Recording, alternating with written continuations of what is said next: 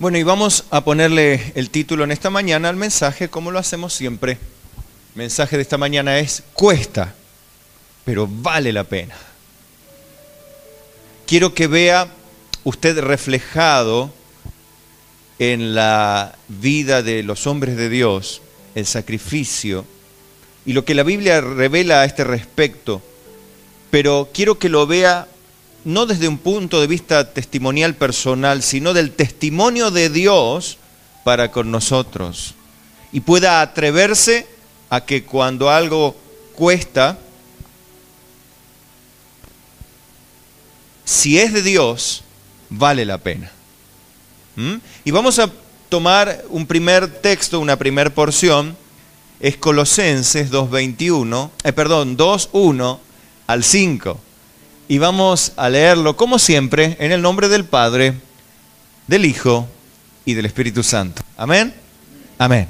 Dice así la Biblia, porque, escribiendo Pablo, ¿no?, a los de Colosas, porque quiero que sepáis cuán gran lucha sostengo por vosotros, y por los que están en la Odisea, y por todos los que nunca han visto mi rostro, para que sean consolados sus corazones, unidos en amor, hasta alcanzar todas las riquezas del pleno entendimiento, a fin de conocer el misterio de Dios el Padre y de Cristo, en quien están escondidos todos los tesoros de la sabiduría y del conocimiento.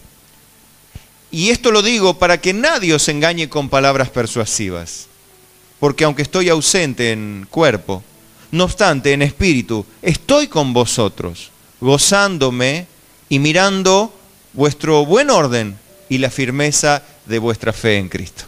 Amén. Oramos.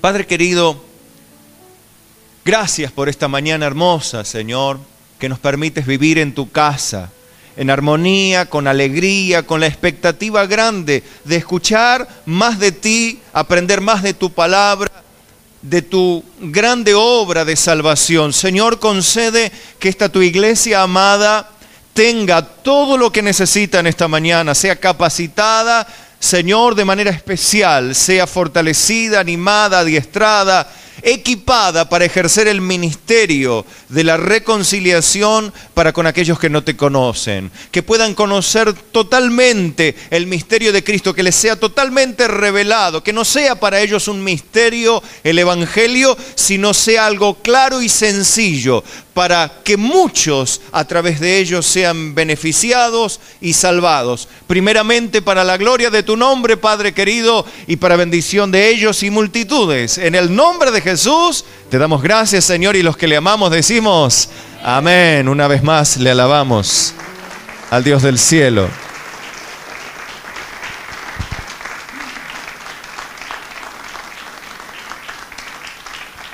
Tomen asiento, hermanos, por favor. Mire,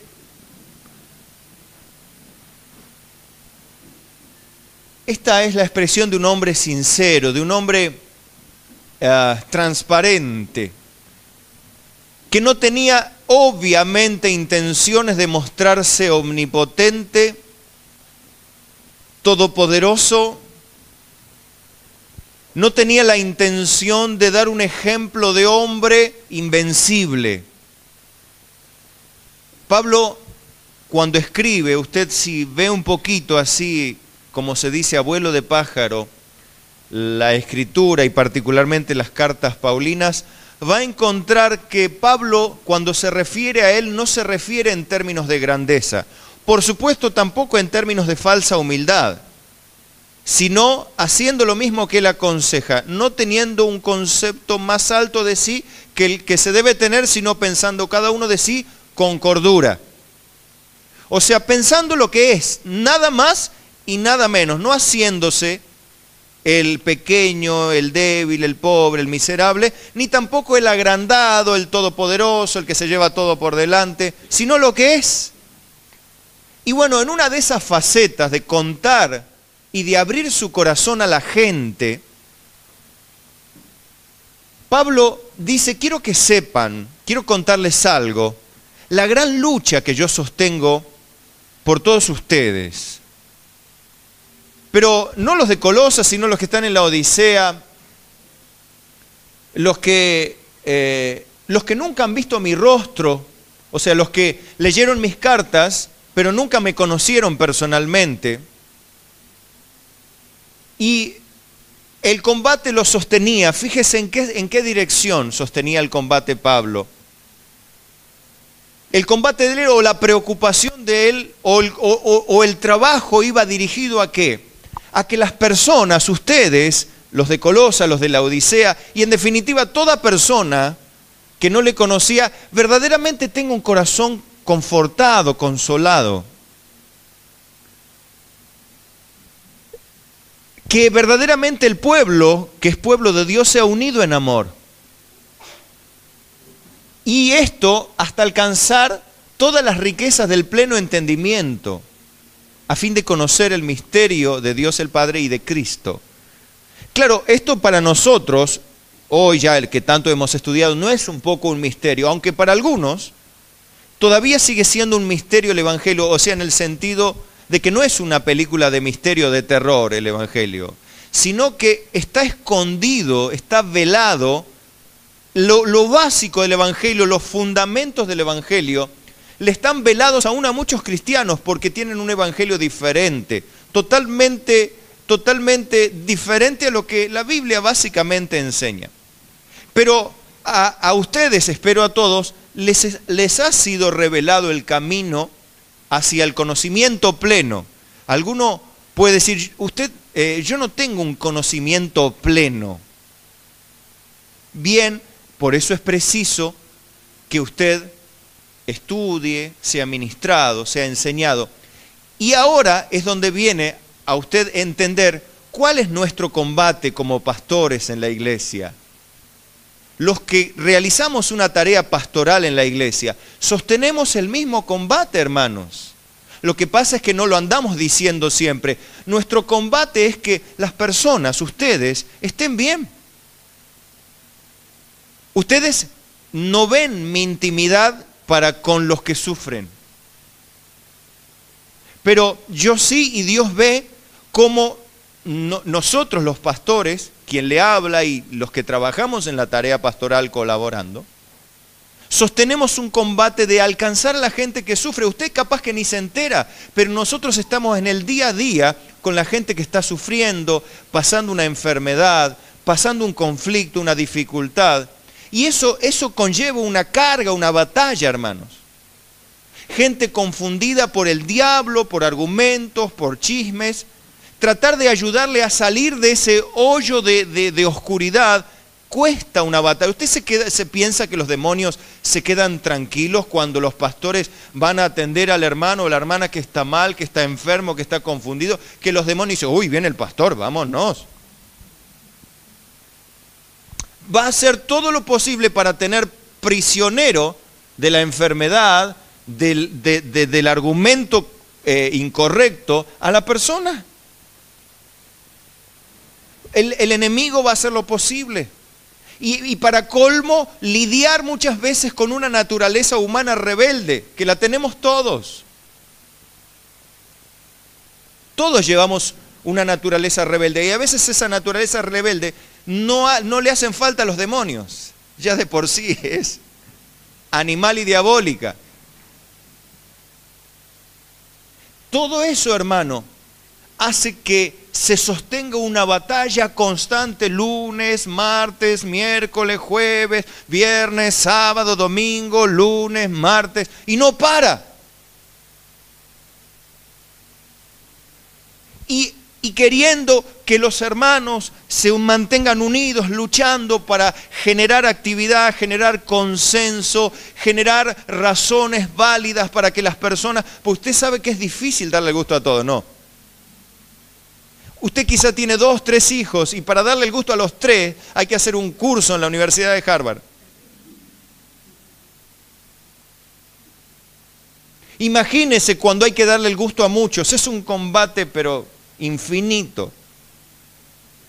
O cubrir las necesidades de muchos.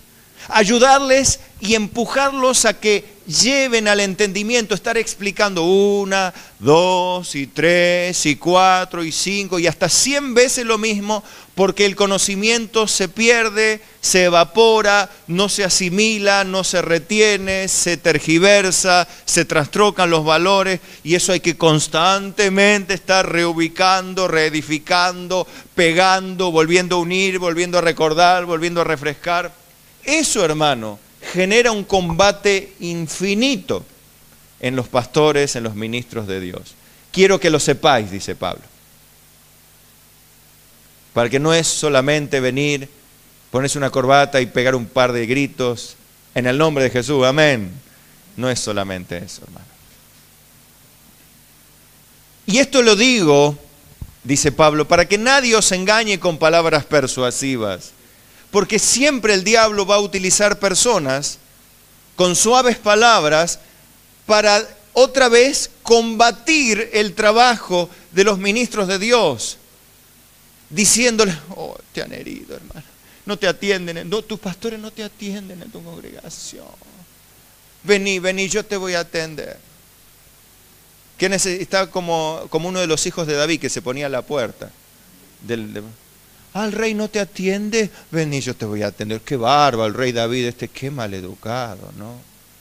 Qué malo este rey, no, vení, yo te voy a... Así hacía el hijo, uno de los hijos traidores de David. Se ponía y era buenísimo él. Sin embargo, Dios no habló de él como habló de David. Entonces Pablo, o sea, esta treta siempre existió y siempre existirá. Por eso los pastores sostenemos una lucha. ¿Cómo es que le hace caso a aquel infeliz, decimos? Y uno que le está diciendo la verdad, le está enseñando las cosas como son, le está diciendo cómo tenés que hacer, para que te vaya bien, para que hagas, y vos le decís todo, y va a escuchar a aquel infeliz. Entonces eso genera una lucha, un combate, y dice, pero ¿cómo puede ser? Eso le pasaba a Pablo y le pasa a todo hombre que trabaja, porque no solamente el pastor Carlos, todos los que trabajamos en la tarea pastoral hacemos lo mismo, y sin darnos cuenta, al ya estar involucrados en la obra de Dios y en la tarea pastoral, luchamos juntos y sufrimos juntos, y decimos, ¿cómo puede ser? Y nos cacheteamos uno a otro, sí, ponete tranquilo, ya va a pasar, ya va a entender, ya va a salir adelante. Y eso es un gran combate, hermano, que usted debe saber que existe. Y esto, como decía Pablo, lo digo para que nadie los engañe con palabras persuasivas, como diciendo, no va a haber otro papá que tu papá. Como diciendo, si Dios te puso un pastor, si vos crees que Dios te puso un pastor, que vos pediste para que te apaciente con ciencia y con inteligencia, no va a haber otro. Si Dios te lo puso, es ese. Si Dios te dio un papá o una mamá, son eso, no otros. Si vos buscas otro, es como querer decir, no, bueno, ese es mi papá. No, no es tu papá, es lo que escogiste vos como tu papá, pero no es tu papá.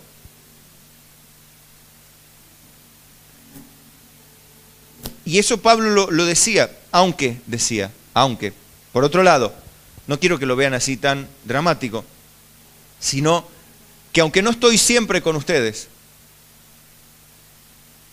estoy en espíritu con todos ustedes.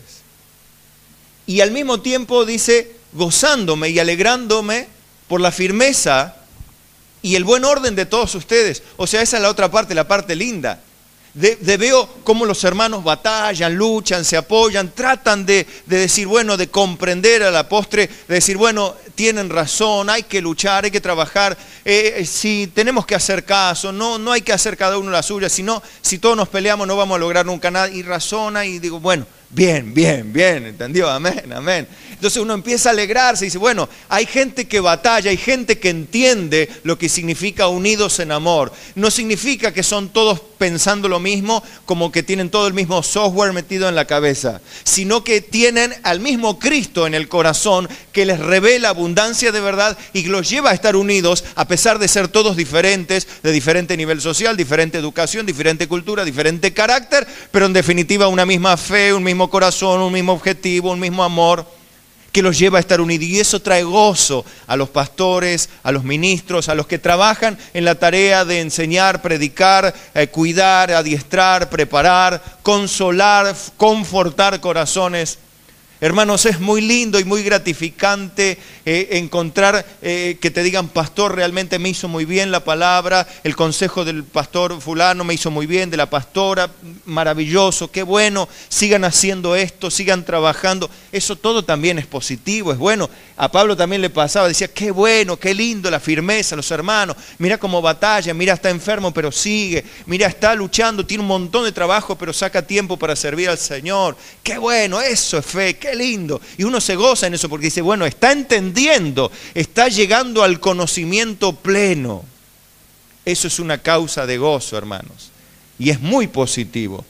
Como dice Pablo: pero quiero que sepáis. O sea, esto no es un reproche, sino un quiero que sepáis. Solo que lo sepáis, decía Pablo. No era un reproche que les hacía, sino quiero que lo sepáis. Vamos quizá, y al final del mensaje va a entender el objetivo del mensaje. Pero quiero que conozca, quiero que sepáis, como decía Pablo, los dolores y cargas de una misión pastoral. Y no lo refiero a mí, hermano, como insisto, sino todos los que en alguna manera empezamos a involucrarnos, porque esto es parte de usted también si se involucra en la tarea pastoral. No necesita ser pastor para involucrarse en la tarea pastoral. Hace falta solamente que usted se constituya en guarda de su hermano, no como Caín, que no quiso serlo por su malvado corazón, sino que se constituya usted en guarda de su hermano, cumplirá de alguna manera compartirá estas cargas y estos dolores en la misión pastoral. Una de las cargas que los que trabajamos llevamos es la falta de una vida transformada en muchas personas dentro de la congregación. Gálatas 4, 19 y 20 dice: hijitos míos, por quienes vuelvo a sufrir dolores de parto. ¿Cuántos saben que son bastante bravos los dolores de parto? Todos están al respecto enterados, las mujeres más que nadie, ¿no es cierto? Y los que hemos acompañado a nuestras esposas en ese momento, sabemos también, en alguna forma, lo brutalmente dolorosos que son los dolores de parto. Bueno, Pablo utiliza esa figura, la de los dolores de parto, cuando las personas todavía no tienen formado a Cristo en su carácter, en su manera de vivir. Siguen viviendo una vida diferente a la de Cristo. Ustedes saben, lo ven a Cristo y ven la imagen perfecta de cómo debe ser una persona para vivir. Y decimos: de Cristo fulano no tiene nada todavía. Si hay algo que Cristo no tenía, era maledicencia, doble sentido, mala intención, maldad, un carácter ni obsesivo, ni despreciable, no tenía nada de defectos en ninguna dirección. Sin embargo, nosotros vemos que hay personas que vienen a Cristo, pero les falta mucho, pero mucho, ni siquiera para parecerse en Cristo en nada prácticamente. Eso genera una especie, no sé si de frustración o impotencia o desesperación, que se convierten como dolores de parto. Usted no sabe cuando dice: ¿cuándo fulano va a dejar de comportarse y conducirse como un mundano siendo cristiano? Porque en la iglesia somos todos buenos. ¿Cuántos son buenos? Porque a los malos destruirá Dios. ¿Cuántos son buenos? Y bueno, así lo hago decir bueno.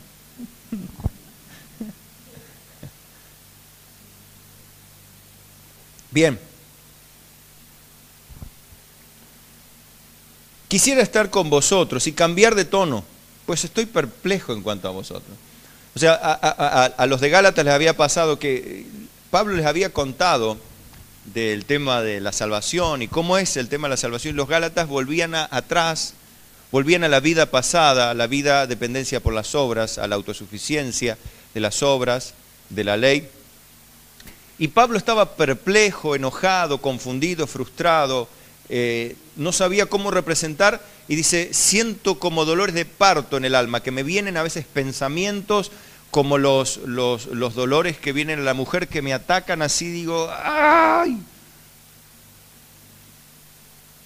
¿O no grita la mujer cuando le está de parto? Bueno, el pastor también así.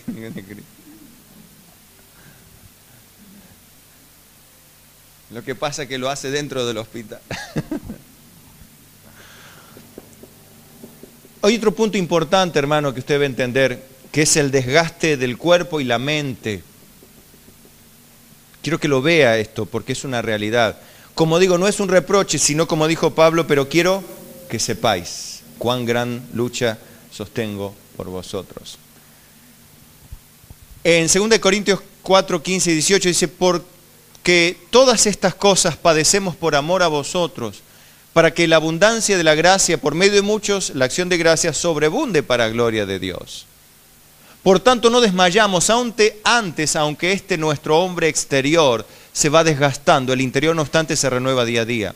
Porque esta leve tribulación momentánea produce en nosotros un cada vez más excelente y eterno peso de gloria, no mirando nosotros las cosas que se ven, sino las que no se ven, pues las cosas que se ven son temporales, pero las que no se ven son eternas. Hermanos, si nosotros vemos que nuestro cuerpo, nuestro hombre exterior se desgasta día a día, y aunque en el interior día a día nos vamos renovando, el hecho de sacrificar el cuerpo, el desgaste de la mente, el desgaste del cuerpo en el servicio de Dios, esto produce en nosotros un cada vez más eterno peso de gloria. No desmayamos, sino al contrario, seguimos avanzando a pesar de que nuestro cuerpo se desgasta, nuestra mente se desgasta. Yo hablé hace muchos años con un doctor también y me decía, lo que pasa es que los seres humanos, en aquel tiempo me decía, no consideramos a la mente como un órgano. Pensamos que la mente es invencible, que la mente no se daña, que la mente no se enferma.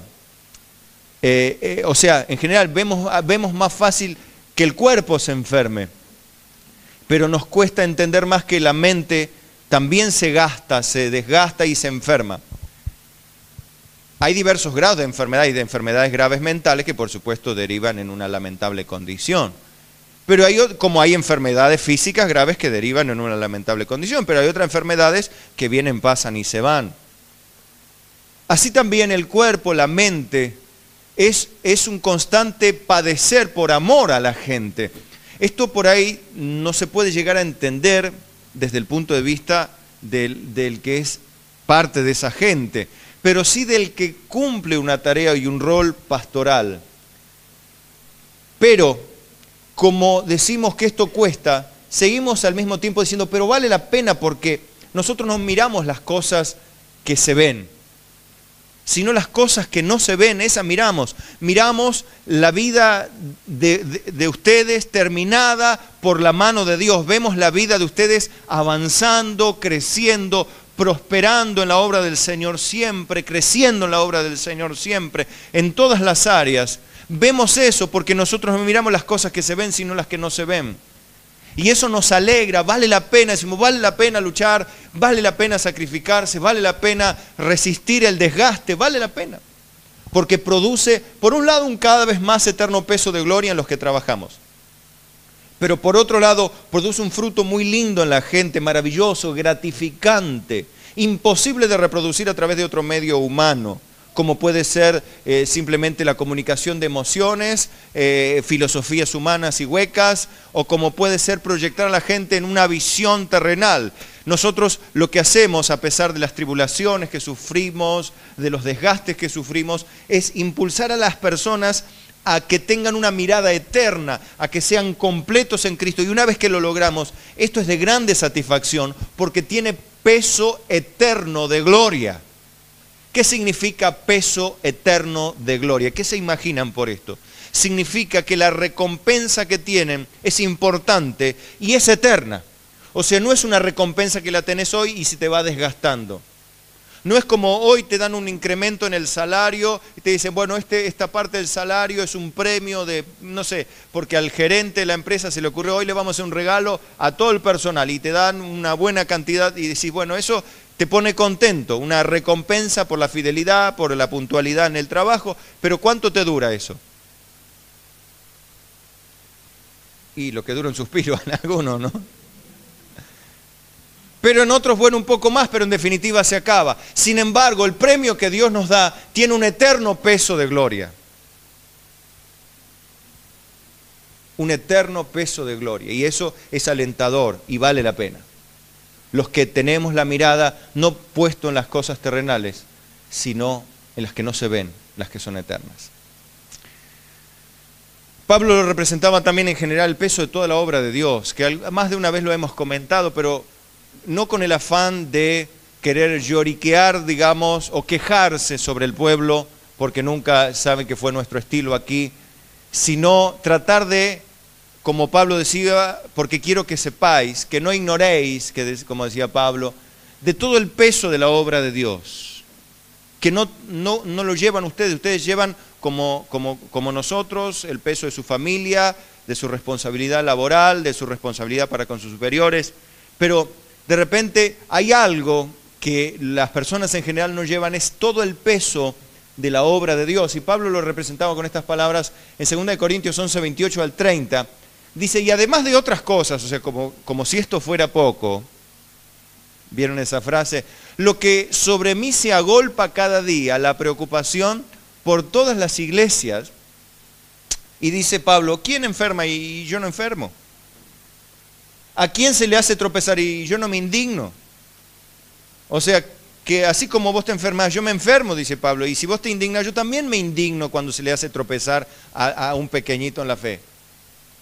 Y dice, y si es necesario gloriarme, me gloriaré en lo que es de mi debilidad. O sea, Pablo se muestra un hombre débil, un hombre que no es omnipotente, que tiene todo bajo control, que tiene la manija del asunto. Hermanos, ¿saben lo que es ser siervo de Dios? Es llegar a un punto donde no tenés control de nada. Donde te puede pasar de todo y cada uno puede ir en el lado que quiere. Y eso es un peso para el alma, porque cuando uno tiene todo bajo control, tiene la víbora bajo el zapato, estamos tranquilos, más si es la cabeza. Pero el problema es cuando la víbora está a 3 metros, o a 2, o a 1. La otra forma es cuando la víbora está bajo el pie, ahí es más fácil.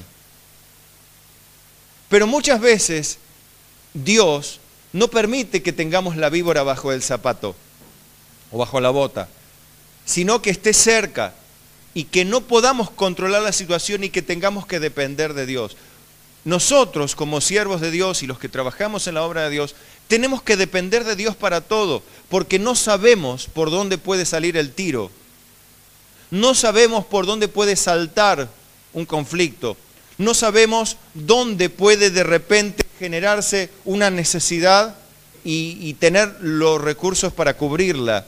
Hay un sinfín de cosas que provocan un combate constante. Todo eso te hace decir muchas veces, cuesta. Realmente cuesta mucho. Es una gran lucha que uno sostiene día a día, que sostenemos día a día. En alguna medida repercute en los hijos de los pastores, las esposas de los pastores. Esta carga, este desgaste, este continuo peso sobre los hombros que te mantiene doblado muchas veces. Para colmo, tener que venir a ejercer una función pública donde vos tenés que pararte bien. Porque quieras o no, estés como estés, ¿cómo te tenés que parar acá? ¿Cuántos alguna vez se pararon acá para cualquier cosa o avisar algo? A ver. ¿Cuántos se pararon acá adelante alguna vez? A ver, díganlo. Bueno, saben, no, hay algunos más quizá no se animan, pero saben que vos no te podés parar aquí y expresar simplemente lo que sos, sino que te tenés que parar bien, estés mal, estés enfermo, estés triste, estés luchado, estés con 1000 demonios sobre tu vida, o con 2 o con 3, o con toda la gloria de Dios, como estés como estés, te tenés que parar bien. Eso genera increíblemente un desgaste que no puede llegar a medirlo nadie hasta que no lo experimenta en carne propia.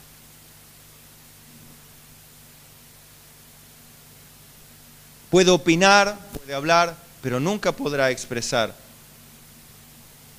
lo que verdaderamente es, porque nunca lo ha vivido.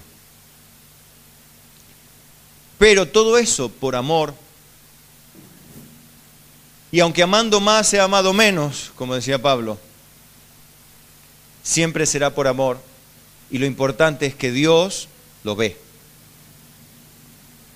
Y es Él el que seguirá añadiendo mayor gracia a los que humildemente, como Pablo, reconocían su debilidad y lo manifestaban sin ningún tipo de vergüenza. Soy un hombre débil, pero soy fuerte, porque Dios actúa poderosamente en nosotros. Dios respalda a sus siervos en la debilidad justamente, no en la omnipotencia del carácter. Entonces uno comienza a pensar, a ver a través de los años, a ver y comentar con otros hermanos que pasaron por lo mismo y que van en la misma tarea acompañándole a uno, lo cual te hace sentir muy bien. Y esto ya van a ver el final del mensaje a qué apunta toda esta enseñanza. Uno piensa y dice, vale la pena después de todo, toda esta lucha, todo este combate, vale la pena. Y Pablo lo escribe así, en Filipenses 1:8 al 17, porque Dios, esto es lo que yo decía antes, ahora lo dice Pablo también, Dios es testigo de cómo os amo a todos vosotros con el entrañable amor de Jesucristo. O sea, quizá ustedes no puedan comprender, dice Pablo, cómo yo los amo. Pero Dios es testigo, estaba diciendo Pablo. Y esto pido en oración, decía Pablo, que vuestro amor abunde más y más en ciencia y en todo conocimiento, para que aprobéis lo mejor a fin de que seáis sinceros e irreprensibles para el día de Cristo, llenos de frutos de justicia que son por medio de Jesucristo para gloria y alabanza de Dios. Quiero que sepáis, hermanos, otra vez la expresión de Pablo, que las cosas que me han sucedido han redundado más bien para el progreso del Evangelio, de tal manera que mis prisiones se han hecho patentes en Cristo, en todo el pretorio y a todos los demás.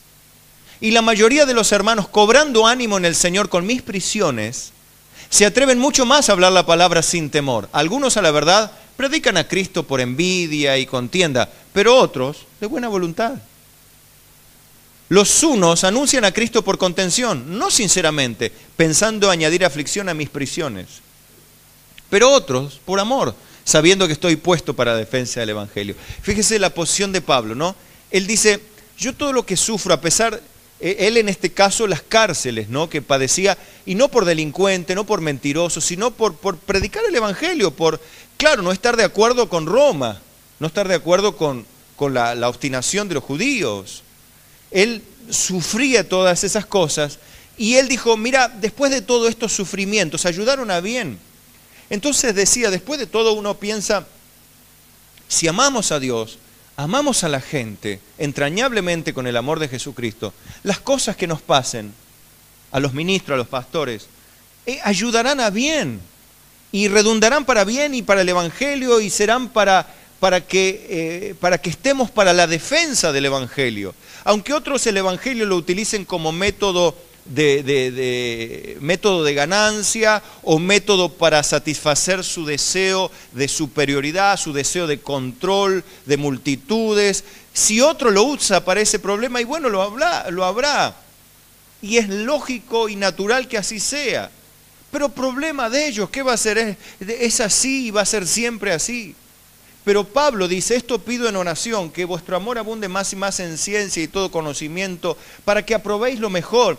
Y esa es la satisfacción también de un hombre de Dios, que después de orar y pedirle a Dios, Señor, usa mi vida para que las personas sean transformadas, sean tocadas, sean cambiadas. Después vos, después de todo el sufrimiento, de todo lo que te aguantás, de lo que tenés que aguantar, de lo que te tenés que callar, de lo que no tenés que enfrentar, o de lo que tenés que padecer y bajar la cabeza muchas veces y esperar en Dios,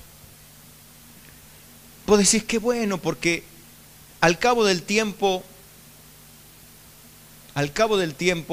los que transportan, anuncian y llevan la verdad, terminan diciendo, pero tenías razón, tenías razón. Mira que nosotros con cabeza dura y queríamos hacer las cosas de otra manera, pero tenía razón.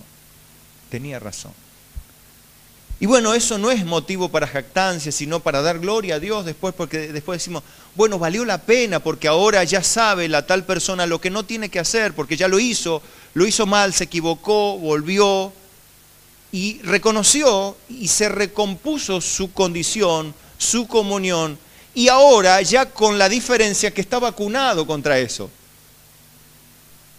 Dice, no, ya no va a caer en eso porque ya conoce que eso ya no se hace, eso ya no se dice, eso ya no se piensa, de así ya no se actúa. Y ya esa persona es edificada y dice, bueno, vaya, valió la pena después de todo, porque hemos logrado lo que queríamos lograr, que las personas abunden en amor más y más en ciencia y todo conocimiento. Decimos, bueno, vale la pena entonces el sufrimiento.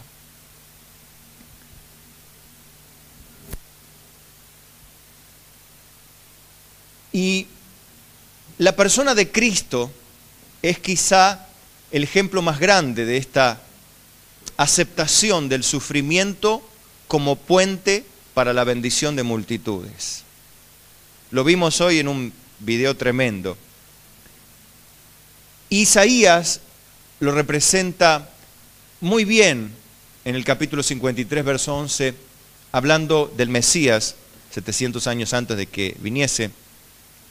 Dice, hablando del Mesías, verá el fruto de la aflicción de su alma y quedará satisfecho. Por su conocimiento justificará mi siervo justo a muchos y llevará las iniquidades de ellos. O sea, que el mismo Cristo, después de haber padecido tanto, no dice, al final yo sufrí, nadie le importó, al final yo me la aguanté, tanto trabajé, tanto di de mi vida, puse toda mi vida, me gasté, me reventé, me la aguanté, me callé, no dije nada. Y nadie lo reconoció. Esto a los siervos de Dios no les pasa. ¿Por qué? Porque el fruto de su aflicción proviene de Dios y Dios no hace nada sin propósito. Dios no permite un sufrimiento simplemente para ver sufrir a la gente. Dios no permite un sufrimiento en tu vida para que simplemente sufras. No, sino que a través de ello va a sacar mucho fruto. Y a los que luchan por el Evangelio, a los que han crecido, a los que cumplen un rol pastoral o de alguna manera colaboran en él, como sea, aguantando, sosteniendo a la gente, conteniendo, abrazando al pueblo de Dios, ya sea liderando una casa de grupo pequeño, trabajando, liderando un área, de alguna manera preocupándose de su entorno, de los jóvenes, de otros jóvenes, ocupándose de esos jóvenes que no están, cumpliendo esa carga. Uno va a sufrir porque el enemigo no te va a dejar libre para que hagas bien a tus hermanos. Va a combatirte, va a lucharte y vas a sufrir. Pero va a valer la pena el sufrimiento porque no estará el sufrimiento bajo el control y capricho de Satanás, sino que todo estará bajo el control de Dios. Dios dice claramente, ni un cabello caerá a tierra sin Él. Ni un pajarillo cae a tierra sin Dios. Todos los cabellos de vuestra cabeza están contados, dice el Señor. O sea que todo tiene bajo control el Señor. Si algo padecen, padezcan según la voluntad de Dios, pero sepan algo, que como Job no atribuyó despropósito alguno al sufrimiento que Dios permitió. Piensen solamente, ¿cuántas veces, solamente a ti solamente, cuántas veces te ha inspirado la paciencia y los sufrimientos de Job? Y si a ti tantas veces, imagínate a cuántas personas a través de las edades habrá beneficiado la firmeza de Job ante la situación horrible que le tocó vivir. O sea que Dios lo que permitió, no lo permitió apenas para Job, sino lo permitió en Job para tu bien, para mi bien, para nuestro bien. Entonces, cuando estás en Cristo trabajando, involucrado, vas a sufrir, vas a tener que luchar, pero el amor te va a llevar a prevalecer. Y sobre todas las cosas, no el amor tuyo, sino el amor de Dios en ti. No tu fuerza, sino la fuerza de Dios actuando poderosamente a través tuyo. Va a ser Dios en nosotros, en ti, para beneficio de muchos. Por eso, hermano querido, lo que hoy te conté, no te lo conté para que me tengas lástima. No te lo conté para sentirme más que vos o para sacar mi baja autoestima o subir mi autoestima. No te lo dije por eso. Sino voy a usar las mismas palabras que Pablo en Filipenses 4:17. Él dijo, no es que busque dádivas, o sea, no busco de ustedes nada. No estoy buscando de ustedes algo o tratar de envolverlos con palabras para sacarles algo. Eso hace la gente que quiere aprovecharse de la gente. Pero yo no busco dádivas, sino que busco fruto que abunde en vuestra cuenta. O sea, lograr que ustedes puedan fructificar y quede a cuenta de ustedes. O sea, que ustedes ganen. Esa es mi victoria. Por supuesto que Dios hará lo que tenga que hacer. Él dijo, pero todo lo he recibido y tengo abundancia, estoy lleno, habiendo recibido de Epafrodito lo que me enviasteis, olor fragante, sacrificio acepto, agradable a Dios. ¿Sabe a qué se refería Pablo? A dinero. Le habían enviado muy buena cantidad de dinero. Y Pablo dice, no es que busco dádivas de ustedes, no es que busco el dinero de ustedes, sino lo que busco es que abunde a favor de ustedes puntaje en el cielo. Lo que yo quiero es que ustedes tengan un buen puntaje, que sean aprobados, irreprensibles, sinceros, puros, llenos de frutos de justicia, habiendo entendido el amor, habiendo sido consolados. Si nosotros, los que ministramos en la obra de Dios, logramos eso, estamos contentos y podemos decir con alegría, mi Dios pues suplirá todas las cosas que os falten conforme a sus riquezas en gloria. Podemos decirlo, ¿por qué? Porque sabemos de qué Dios le hemos hablado, sabemos a qué Dios les hemos predicado, sabemos qué Cristo les hemos enseñado a tener y de quién depender. Un Cristo glorioso, alguien que sustenta, que sostiene, que perdona, que redime, que provee, que multiplica, que sana, que manifiesta su poder, su autoridad. Ese Cristo te predicamos, te enseñamos, y ese Cristo es el que te suplirá todo lo que te falte en esta tierra, por Dios. Y es eso, no es que buscamos lo vuestro, sino a ustedes mismos para la gloria y honra de Dios. Amén.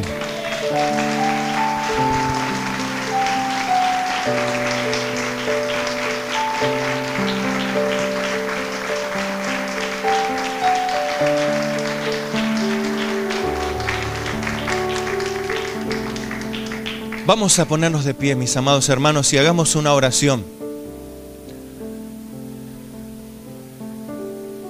Diga conmigo, amado Dios, en esta mañana he entendido que muchas veces trabajar en tu obra cuesta, duele, se sufre, pero he entendido también que vale la pena. Señor, quiero ser parte de tu obra. Concédeme participar de la manera que tú quieras. En el nombre de Jesús. Amén. Amén.